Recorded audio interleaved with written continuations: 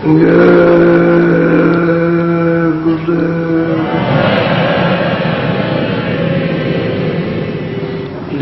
गुरुदेव नाम किसका, जय गुरुदेव नाम किसका।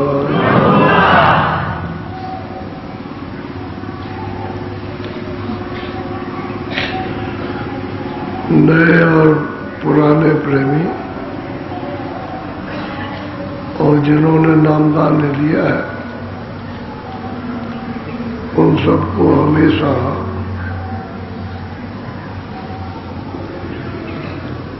ये सोच करके आना चाहिए कि मुझे अपनी जीवात्मा का कल्याण करना है, यहाँ से छुड़ाना है, जन्म मरण से इसको बचाना, तो खान पान ठीक करो, शाकाहारी रहो, सुधार करो, असुधार कभी मत करो। बुद्धनाशक वस्तुओं का सदा त्याग करो। ये दो चीजें ध्यान में रखो, बाकी फिर धीरे धीरे चीजें समझ में आ जाती। संग दोष अति खराब, जैसा संग मिलेगा उसका असर जरूर होगा, अच्छे का अच्छे, बुरे का बुरा। तो खान पान ठीक रखो, इन चीजों से असुधार से बचोगे तो बड़ा लाभ होगा। अब सब लोगों की अगर प्रवृत्ति हो जाए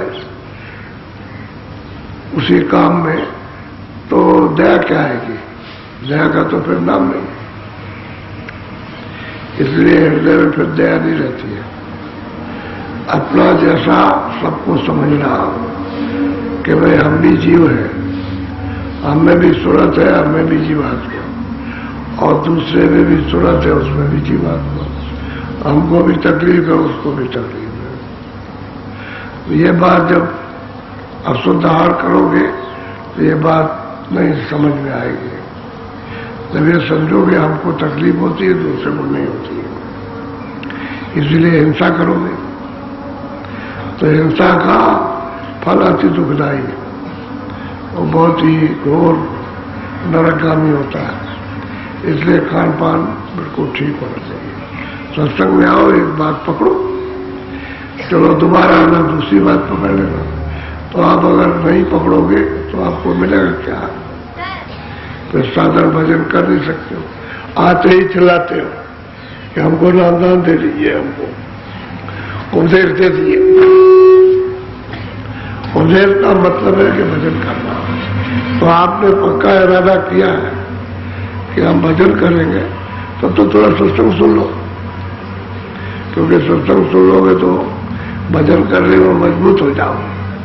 और सत्संग नहीं सुनोगे, खाली मतलब ये नामदान के लिए, तो उससे कुछ नहीं होगा, तो फिर आप भजन नहीं कर सकते हो। सत्संग सुनने से भजन होगा, नामदान लेने से भजन नहीं होता है। तो हम तो यही काम करते ही हैं। बहुतों को देखा, बहुत लोग आए कहते हुए नामदान ले गए, अभी तक नहीं आए। 2-2, 4-4, 5-5, 10-10 वर्ष हो गए, अभी नहीं मिले। तो उनको इस बात का बोध नहीं है कि मुझे भजन करना है। वो तो आए थे, चिल्लाया, उस समय पर ख्याल आया, चलो। तो उस तरह का नामदान नहीं है कि बस ले लिया, उसके बाद जीवन भर कभी नहीं मिले। तो जब सत्संग मिले तभी थोड़ा मिले, इसके बगैर काम नहीं होगा। सत्संग के बगैर तो काम हो ही नहीं सकता। इसलिए सत्संग पहले, बाद में नामदान और बाद में भजन। सत्संग नहीं मिलेगा तो कुछ नहीं, कोई चीज स्थिर नहीं रहेगी। सत्संग मिलने से स्थिर हो जाएगा। जब नामदान लोगे तो भजन करते रहोगे, फिर हो जाएगा। मेरी इच्छा हो जाएगी कि और करें, तो जितना ही आप सत्संग करोगे उतना ही आपको फल होगा। सत्संग लगा नहीं, सत्संग लगा तो सूख जाओगे। सत्संग है जल, वो जैसे क्यारी में पानी सूख जाता है तो पानी चाहिए, ऐसे मनुष्य रूपी हृदय में सत्संग नहीं मिलेगा तो जल नहीं मिलेगा।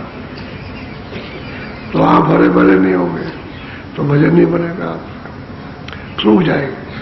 पौधा जब सूख जाता है निरस हो जाता है, उसमें हरा भरापन नहीं रहता। ऐसे ही मनुष्य में भी हरा भरापन, विवेक नहीं रहता, विचार नहीं रहता भजन करने का, सत्संग सुनने का। तो ऐसे तो बहुत आए, बहुत, लाखों, एक दो की नहीं मैं संख्या बताता हूं, लाखों की, लाखों आए और चले गए। और यही कहते हुए नामदान लेंगे, तो नामदान ले लिया और चले गए, उससे कुछ नहीं होगा। वो तो आए और गए, आए और फिर फंस गए उसमें, उस जाल में तो और भी दंड मिलेगा। फिर अतिदंड, फिर उनको कोई पकड़ नहीं सकता, अतिदंड मिलता है। इसलिए सत्संग पहले और बाद में नामदान, बाद में भजन, ये सब चीजें बात की हैं पहले सत्संग। सत्संग से सब गुण आते हैं, सत्संग से भाव जगेगा, निर्मलता आएगी, सत्संग से अच्छे बुरे की पहचान होगी। सत्संग करोगे क्या करना है क्या नहीं करना है ये आपको मालूम होगा। सत्संग से कैसे गृहस्थी चलाना है वो आपको पता चलेगा। सत्संग नहीं मिलेगा तो कुछ नहीं। इसलिए ऐसा कभी मत करो, सत्संग पहले सुनो, 2 दिन 4 दिन 10 दिन, जब आए तो दोबारा लो, फिर सत्संग सुन जाओ, फिर सत्संग सुनाओ। जब एकदम से मन निर्मल हो और मतलब जब इच्छा जग जाए कि अब मुझे भजन करना, तो फिर लो, कच्चेपन में मत लो। आए चले ना मत के हमने भजन लिया, 20 साल हो गए, पहले हमने 20 साल पहले नामदान दिया था, अब 20 साल ये 20 कोई नामदान का कोई काम किया, कुछ नहीं किया। 20 साल आप माफ कर दीजिए। अब बताओ 20 साल हो गए और 20 साल में कभी दर्शन ही नहीं, तो बताओ क्या अपने को मनाएगा और क्या मानेगा किसी को। इसलिए तो हर साल का महात्मा कहते हैं भाई बार बार करो, अगर बार बार नहीं समय मिलता तो सुबह शाम करो, सुबह शाम नहीं मिलता समय तो एक बार, अगर आदमी दूर है तो 1 हफ्ते में 1 बार, और दूसरे तीजे चौथे 5वें 7वें दिन समय नहीं मिले 15 दिन में, और 15 दिन के नहीं मिलते महीने में, और महीने में ले गए 3 महीने, और 3 महीने में अगर उसको समय नहीं मिलता तो 6 महीने, और 6 महीने में भी तो साल भर में। कहते हैं कि फिर उसके बाद ताबो लागे दोस्त, फिर उसका कोई छुटकारा नहीं हो सकता। साल बीत गया, उसने नहीं मिला जुला, दर्शन नहीं दिए, दर्शन नहीं किए, तो फिर उसका दोस्त लग गया उसको, जैसा पहले था वैसे हो गया। इसलिए सत्संग से ये सब चीजें मालूम होंगी, वैसे नहीं मालूम होती। बोलो जय गुरुदेव, जय गुरुदेव। देखो शाम को भी सत्संग होगा और कल भी सुबह होगा, कल 6:30 बजे। अभी तो 6 बजे होता है, तो आधा घंटा बाद, और जरा उजाला हो जाएगा तो अच्छा रहेगा। तो सत्संग कल होगा 6:30 बजे। बाकी जो समय है वो तो 6 बजे का है ही, क्योंकि आप सेवा कर रहे हो ना, सब थोड़ी बहुत सेवा का कार्य भी हो जाता है समय से, और सत्संग में मिल जाता है। कल 6:30 बजे सुबह, और शाम का तो टाइम वही है, शाम का ठीक है समय। अच्छा, बोलो जय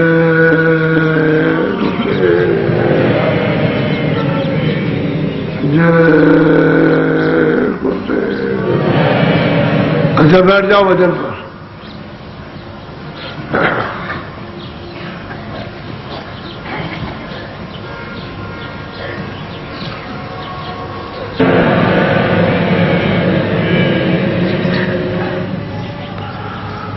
जय गुरुदेव।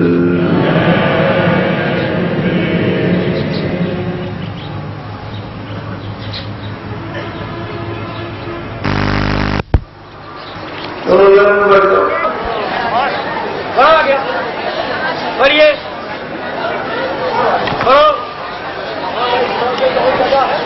बढ़ो आगे, बढ़िए, बढ़िया,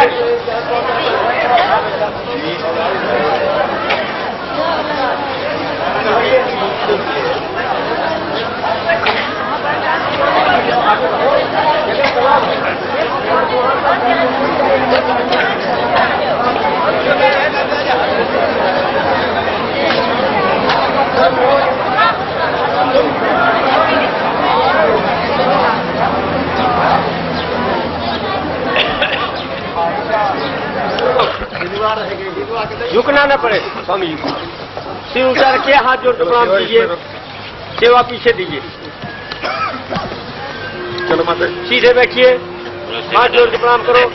पैर में हाथ कोई नहीं लगाओ, पैर मत पकड़ो, पैर मत पकड़ो, पैर मत पकड़ो, पैर मत पकड़ो। इधर चलो, नहीं सेवा पीछे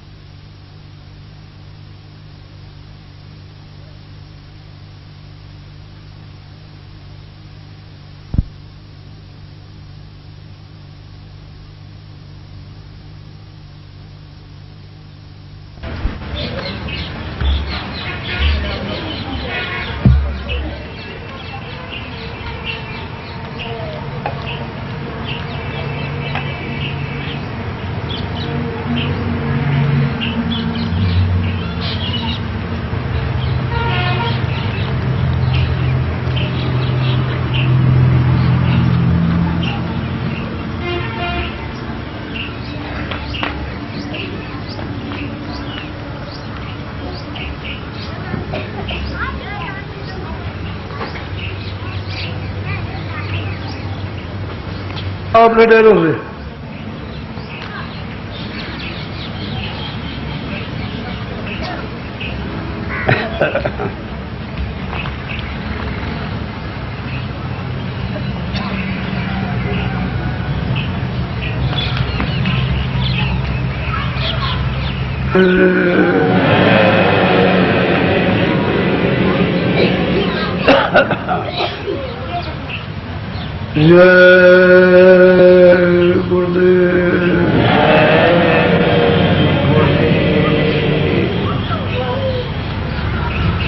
जय गुरुदेव नाम कृष्ण प्रभु का। जय गुरुदेव नाम कृष्ण।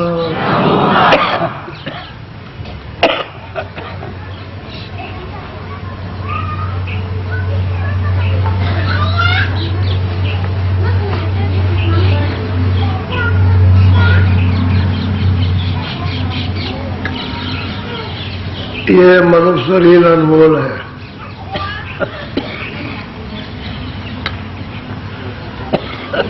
थोड़े दिन के लिए आपको मिला,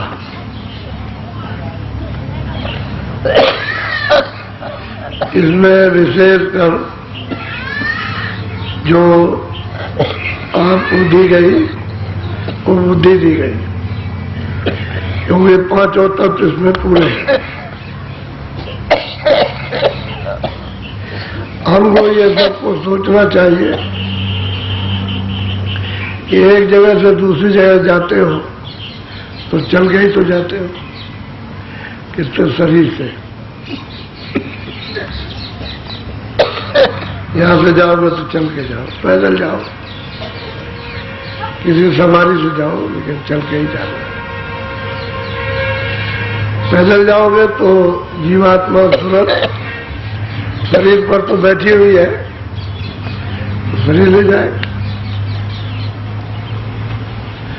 पहले शरीर को किसी में बैठा दो तब भी उसमें बैठी, लेकिन चल के जाना पड़ेगा। बगैर चल के गए हुए वहां नहीं पहुंच सकते। अब ये शरीर हम देखते हैं कि है, और रातों रात सो रहे तब तक खबर बगल में आई कि अरे बच्चा नहीं रहा। अरे स्त्री ने घबरा के उठे और देखा, बहुत बुलाया, कौन बोले? बोलने वाला तो जो था वो तो चला गया, वो तो चेतन था, वो तो निकाल दिया। अब ये सोचना चाहिए कि वो कहाँ गया। इसी की जहाँ खोज सबको करनी चाहिए कि वो कहाँ चला गया। यही अगर खोज करो तो कोई ना कोई आपको मिल जाए, लेकिन ये तो कुछ सोच करते नहीं हो। जो किताबों में लिखा है कहावत कि भाई वो तो स्वर्गवास हो गया, तो स्वर्ग भी तो कहीं होगा। उस स्वर्ग में जाना वो भी तो चल के ही जाना है, ऐसे यहां से ऐसे तो नहीं पहुंच जाएगा, वो तो चल के ही जाएगा। लेकिन जब वहां गए नहीं तो वहां जाओगे कैसे? आप इस शरीर से दूसरी जगह नहीं गए तो वहां कैसे पहुंच सकते? ऐसे ही जीवात्मा, क्योंकि वहां स्वर्ग में शरीर तो है नहीं, ये आपका पंचभौतिक शरीर नहीं है 5 तत्व का, तो वहां जल नहीं है, अग्नि नहीं है, वायु नहीं है, आकाश। इसमें से कोई भी मसाला स्वर्ग में नहीं है, तो आप कैसे जा सकते हो वहां? उसके जाने के लिए कोई रास्ता है। तो जब आपके खोज करो कि वो कहाँ गया, हम कौन है, वो कौन है, वो कहाँ गया और हम यहाँ कहाँ से आए, ये सोचना चाहिए। क्योंकि बच्चा भी जन्म लेता है तो कहीं न कहीं से आता है, तो ये कहाँ से आया, हम कहाँ से आए, हमारे सामने जा रहा है, ये कहाँ चला गया। इसकी खोज करो तो कोई न कोई जानकार मिल जाए। तो हम खोजो तो कुछ करते नहीं, जो कहावत चली आ रही है उसी को बस बहुत नहीं में बस। ये तो भूल भुलैया है, भूल गया और थोड़ी देर बड़ी माया ममता में इसी में आप फंस गए। कुछ आपने कभी किसी ने पूछा भी नहीं। तो सही बात यह है कि जहां भी जाना चल के जाना, वैसे नहीं पहुंच सकते। तो ये सूरत अपने घर से आई है, ऊपर से आई है तो सब लोगों को पार करते हुए लाई गई। ऐसा नहीं कि आंख उसकी बंद कर दी और सीधे ही ले आई, यहाँ छोड़ दिया करके, ऐसा नहीं। उधर से आई सब देखती हुई है, और जब भी जाएगी तो इधर से सब देखती हुई जाएगी। जहाँ स्वर्ग है उसको भी देखेगी, वैकुंठ है उसको भी देखेगी, ईश्वर का लोग उसको भी, ब्रह्मांड उसको भी देखेगी, ऊपर है उसको, पार ब्रह्मांड को भी देखेगी। देखती हुई जाएगी, देखती हुई आएगी। अब यहाँ आ गई तो भूल पड़ गई। आपको इतना सामान दिया गया, हर तरह का सामान शरीर के लिए, कि आपका ध्यान रखते, इसको उठाकर ये रखा, इसको उठाकर ये, इसको उठाकर ये, इसी में आपका ध्यान बढ़ गया, सुख सुविधा में बढ़ गया।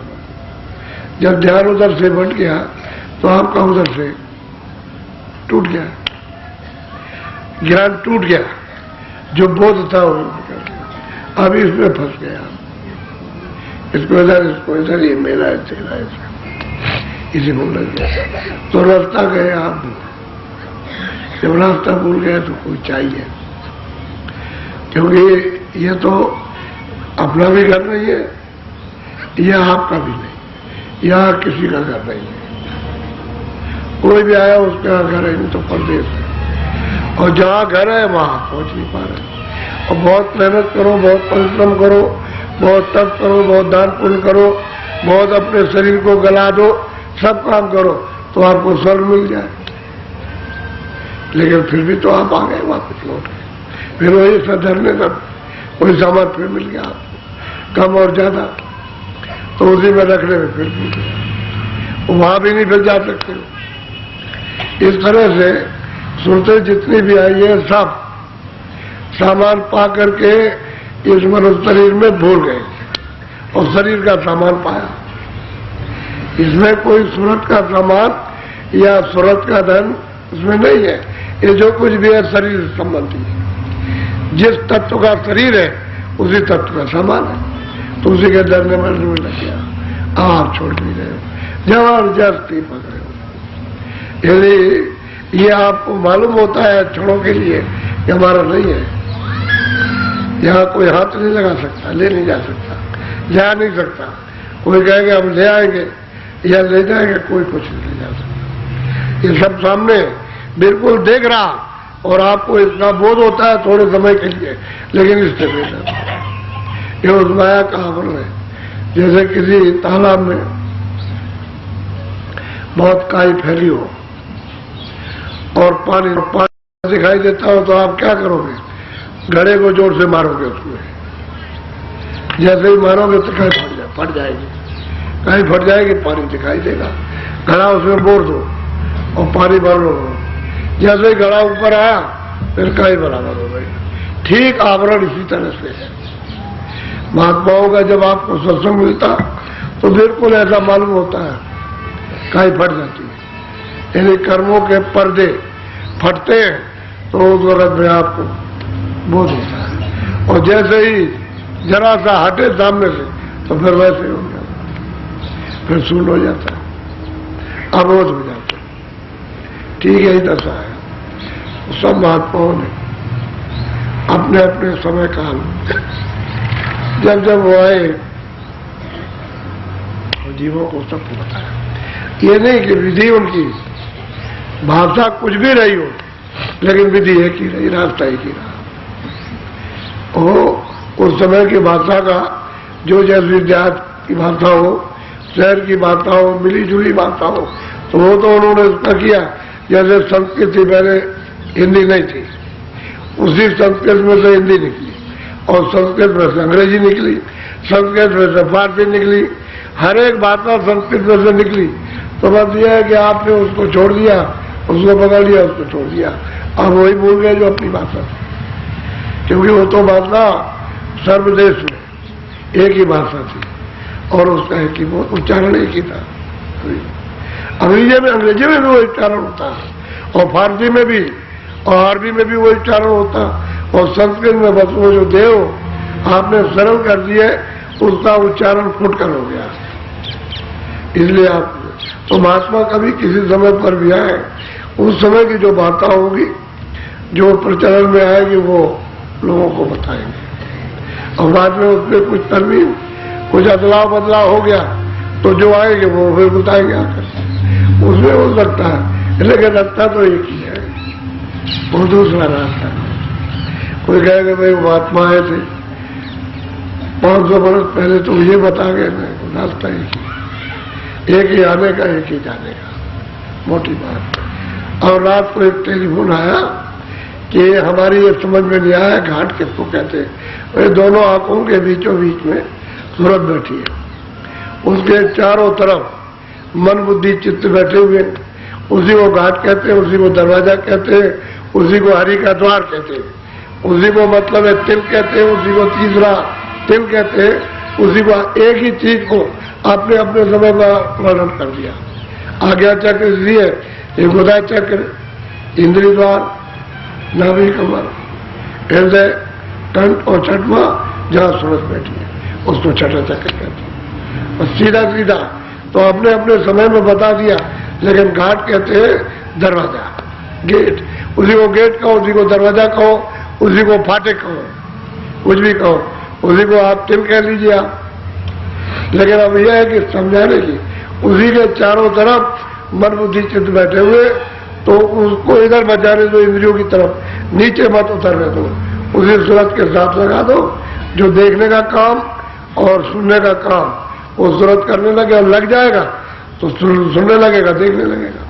क्योंकि मन की मदद, चित्त की मदद, बुद्धि की मदद उसको मिलना चाहिए। क्योंकि पर्दा सब इन्होंने भाग दौड़ करके जमा किया, गंदगी तो इन्होंने जमा की है, लेकिन वो घाट नहीं समझ में। अब घाट नहीं आप समझ पाते हो, और कहते हैं कि जैसे बाहर आंखें बंद कर ली तो आंखों के बाहर का घाट तो ये, अच्छा आंख खुलेगी तब तो दिखाई देगा, ये पर्दा नहीं हटेगा तो कैसे दिखाई देगा? अब ऐसे वो पर्दा पड़ा हुआ, कर्मों का गंदगी का पर्दा पड़ा, खुलेगा तब तो अंदर दिखाई देगा। ये भी तो एक गंदा पर्दा है, ये बाहर से बंद कर लिया, हमें कुछ दिखाई देगा। अब जैसे बाहर की आंखों पर गंदगी आ जाती है, देखना बंद, तो गंदा ही पर्दा तो है। तो डॉक्टर के पास जाते हो, भूली हो गई, ये हो गया और वो हो गया, इसमें जाला बड़ा आ गया, तो उसको साफ कर देता है तो दिखाई दे सकता है। लेकिन उसकी भी तो तरकीब है, कुछ समय लगेगा, कुछ दवा डालेगा, कुछ उसकी गंदगी निकालेगा, साफ करेगा, कुछ मतलब बताएगा, युक्ति बताएगा। तो यही मतलब इसी तरह से महात्मा बताते कि जैसे बाहर ऐसे अंदर की आंख, वो आंख चेतन आंख है और ये आंख जड़। इसमें जड़ का मतलब बोध होता, लेकिन प्रकाश सूरत का, क्योंकि प्रकाश वो अगर नहीं देगी, मतलब यह है कि तारों में, तो फिर सामने देख नहीं सकते हो। प्रकाश जब सिमट जाएगा उसका, तो फिर नहीं आपको दिखाई देगा। वो प्रकाश देगी तो आपको दिखाई देगा। ऐसे ही अंदर में उसके ऊपर में जो आवरण आ हुआ, वो तार ऊपर के, उसके मतलब ये है कि गंदे हो गए, इसलिए उसको ऊपर से दिखाई नहीं देता। तो जैसे बाहर देखते हो आंख खोल के, ऐसे ही आंख खोलो और अंदर देखने लगो तो अंदर दिखाई देने लगे। अंधे आदमी को खड़ा करो, अभी यहाँ 2-4 दिन में एक अंधा आया, तो भाई तुमको बाहर से दिखाई देता है? कह रहे बाहर को तो नहीं दिखाई देता। तो फिर तू अंदर भजन करता, कुछ दिखाई सुनाई देता, अंदर से दिखता है, अंदर से देता है। जैसे बाहर की चीजें देखते हैं ऐसे अंदर से देखते। वो कैसी है? क्या तो वो तुम्हारी आनंददायक है, बहुत आनंद है, ऐसे ही अंदर में। तो कह रहे हैं कि हाथ पर इधर की आंख इसको बंद करो, उलट दो। अंदर की आंख उलटने का मतलब ऊपर देखने लगो, ऊपर की तरफ में। ये नीचे देख रही दोनों आंखें और अंदर की एक आंख ऊपर देखेगी। तो बात तो समझाने की अपनी युक्ति एक ही है, उसमें कोई फर्क नहीं है। वही उन्होंने कहा था व्यास जी ने कि बड़ी आदर्श यदि पुरुषों की, बड़े लोगों की मूर्तियां बना दो, जिनको उन्होंने समझा आदर्श पुरुष है, ये धार्मिक है, ये है, उनकी मूर्ति बना दी। और पहले मोटी आंख वाली बनाई, बड़ी, ऐसे पतली आंख नहीं, बड़ी आंख थी, तो बना दिया और कहा एकांत में इसकी स्थापना करो, वहां इनको रख दो और वहां जाओ जंगल में, इधर उधर कोई आदमी ना हो।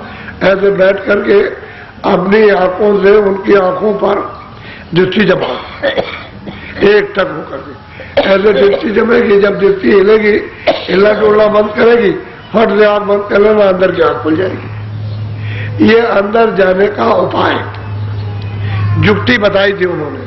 तो कुछ दिन तो लोगों ने किया, लोगों को लाभ हुआ, और उसके बाद में वह थोड़े दिन के बाद लोग भूल गए उसको, क्योंकि वो चले गए, बस भूल गए। फिर ले आए उसको गांव के करीब में, फिर और गांव के, फिर मोहल्ले में ले आए, फिर घर में ले आए, अब यहाँ करने लगे। वैसे एकांत के लिए कहा था कि एकांत में ये साधन होगा, तब दृष्टि उल्टेगी, तब तुम्हारी दृष्टि एकाग्र होगी। और जब एकाग्र हो जाए तो इन आंखों को बाहर की बंद करो और अंदर की आंख देखो तो आंख खुल जाएगी। ऐसा तो युक्ति उन्होंने बताई थी। उपाय तो ये बताया था अंतर्दृष्टि खोलने का, और आपने बस शुरू कर दिया मनोरंजन। तो वहां तो दृष्टि को ठहरने का काम भी नहीं हो, तो क्या करोगे? महात्माओं ने बताया तो सब कुछ है, लेकिन आप उसका उपयोग नहीं कर रहे। अब जरा सा आप सुनो, हम कहाँ थे और कहाँ से आए, और अब कितनी दूर पड़ गए। कहाँ के थे, कहाँ से आए और कहाँ आ गए।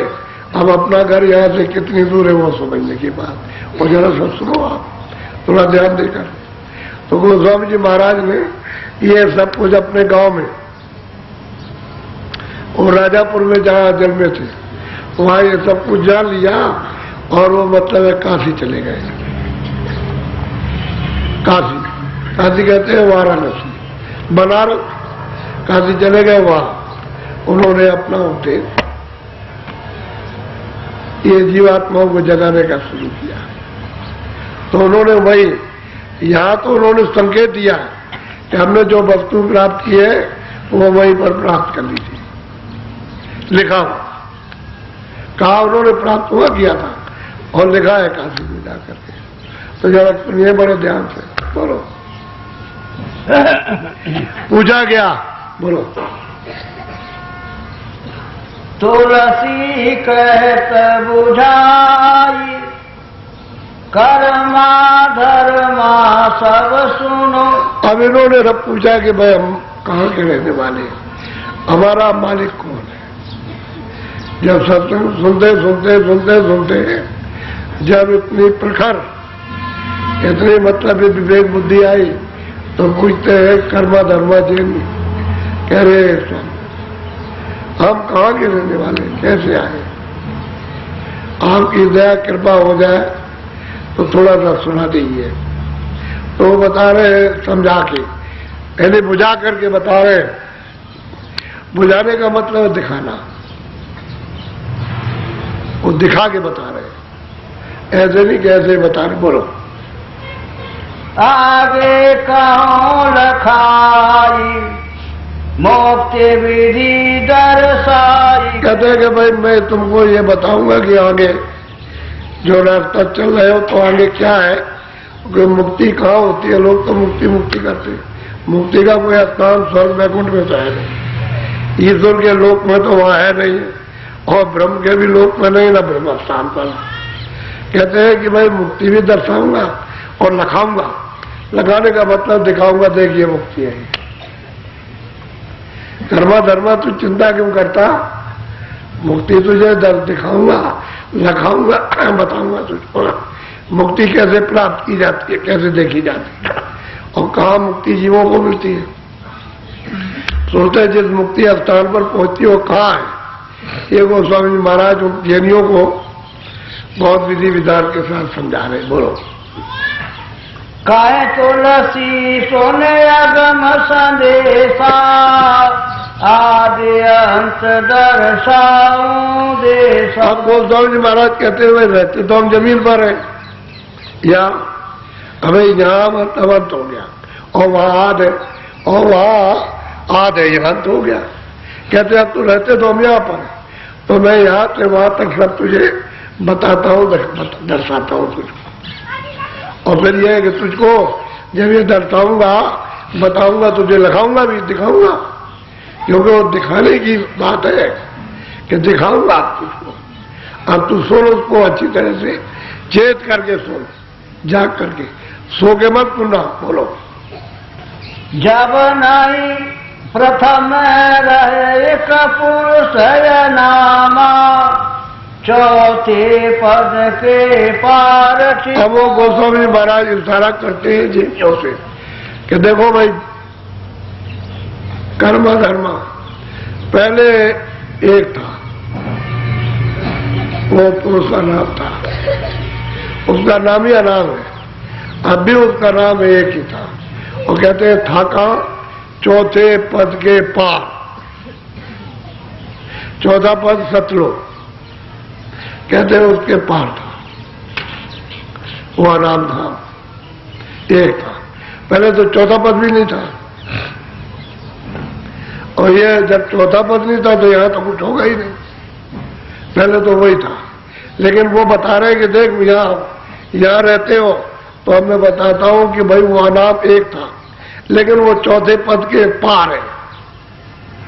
वहां चौथे पद में नहीं मिलेगा ना इधर मिलेगा, वो पार जाओगे तब मिलेगा वो। तो कहते हैं मैं उसकी पूरी की पूरी आपको विवरण के साथ, विवरण के साथ तुझे बताता हूं पहले कौन था। बोलो।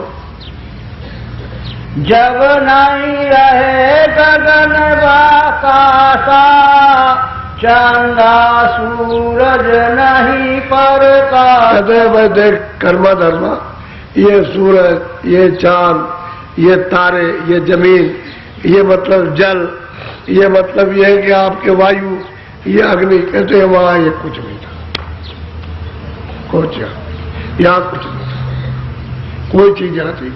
जब ये नहीं था ये बताओ तो आप किस पर रहोगे? अरे आप कहाँ रहोगे, क्योंकि यहाँ तो कुछ था नहीं। टिकना कैसे होगा? जब है जमीन पर जमीन होगी तब आपका ये शरीर होगा तो इस पर टिकोगे आप। तो कहते हैं आसमान भी नहीं था। अच्छा, कहते हैं चांद भी और सूरज भी नहीं थे प्रकाश करने वाले, ये कुछ भी नहीं था। पहले यहाँ कुछ नहीं, वो अकेला था। बोलो। यहाँ धरती अग्नि न पवन निवासा, पानी जग रहे नहीं बासा। कहते जगत में कोई पशु पंछी कीड़े मकोड़े, जब जल नहीं था, थल नहीं था, ये कुछ भी नहीं था, कहते कोई नहीं था, न कोई जंगल न कोई पहाड़ थे, कहते कुछ था ही नहीं। अब देखिए अभी संवत 1589 में जन्म हुआ और 1614 में काशी गए। अभी तो इन्होंने लिखा ही, और कोई ज्यादा दिन की बात थोड़ी है, थोड़े दिनों की बात। 2 पीढ़ियां खत्म हो जाए, लोग समय आ गया, और क्या। तो कहते हैं कि पहले कुछ भी नहीं था, यहाँ कुछ था ही नहीं। बोलो। पिंड ब्रह्मांड न लोक नहीं होई, और अलोक विधि नहीं सो। अब गोस्वामी जी महाराज कहते हैं देखो कर्मा धर्मा, ये शरीर नहीं था, अंड लोक नहीं था, और ब्रह्मांड लोक नहीं था, कहते हैं कुछ नहीं था। जब ये नहीं होगा तो वो अंड और मतलब ब्रह्मांड कहां से आ जाएगा। यहां था ही नहीं कुछ, यहां भी नहीं था, ऊपर में भी कुछ नहीं था, कहते हैं कोई चीज यहां पर नहीं थी। बोलो।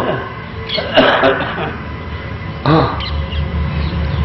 चौथा पद रचना नहीं ठानी, ताके आगे पुरुष न।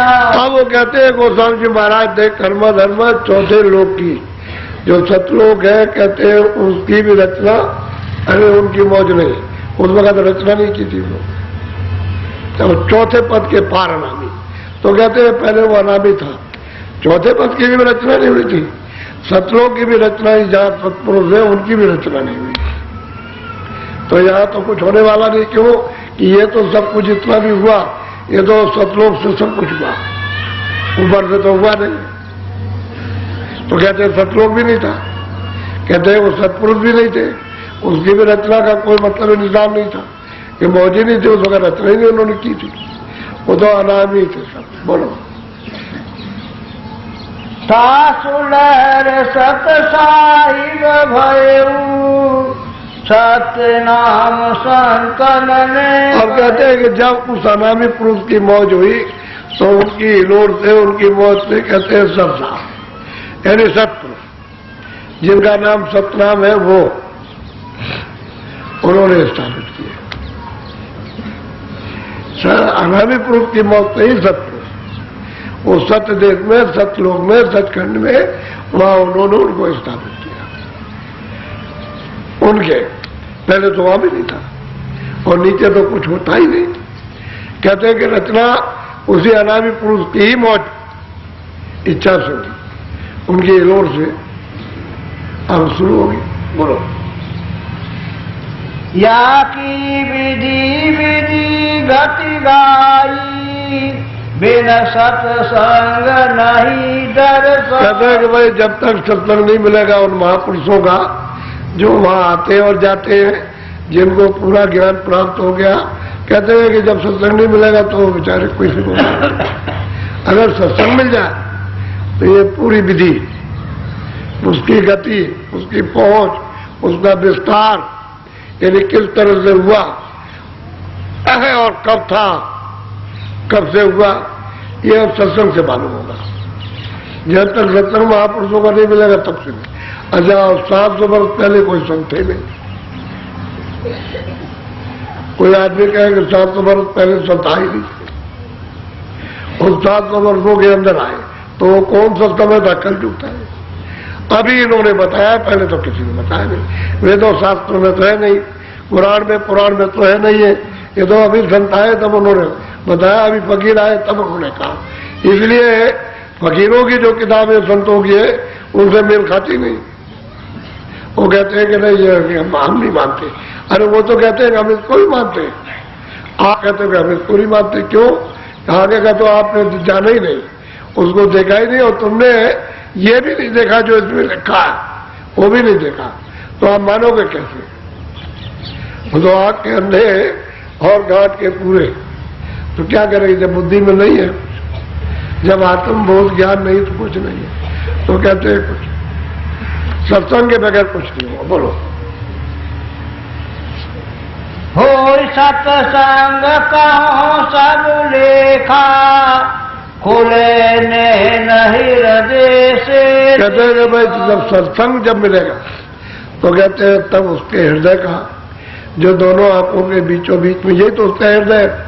कोई हृदय तो ये नहीं है, न यहाँ गले में, न इधर नीचे नाभि में, वो तो सूरत का जो हृदय है ये है। कहते हैं कि जब सत्संग मिलेगा तो ये हृदय के, तब वो नेत्र खुलेगा, ऐसे नहीं खुल सकता। और सबके पास, यानी तीसरा नेत्र सबके पास है और सबका बंद है।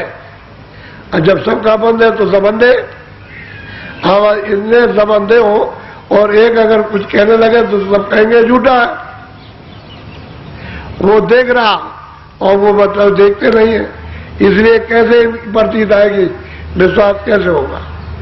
तो कहते हैं जब तक सत्संग नहीं मिलेगा तब तक हृदय का नेत्र खुलेगा नहीं। वो युक्ति बताएंगे, फिर हृदय को साफ करेंगे, शुद्धि करेंगे, मन को, बुद्धि को, चित्त को, अंतःकरण को। वो हृदय ही अंतःकरण। जहाँ सूरत बैठी है उसके चारों तरफ मन, बुद्धि, चित्त बैठे हैं, उसको साफ करेंगे। और फिर यह है कि रोकेंगे इंद्रियों के घाट पर, कि भाग भाग करके जाता है तो वहां से कुछ मिलता नहीं, तो उसको रोकेंगे और घाट पर लगाएंगे।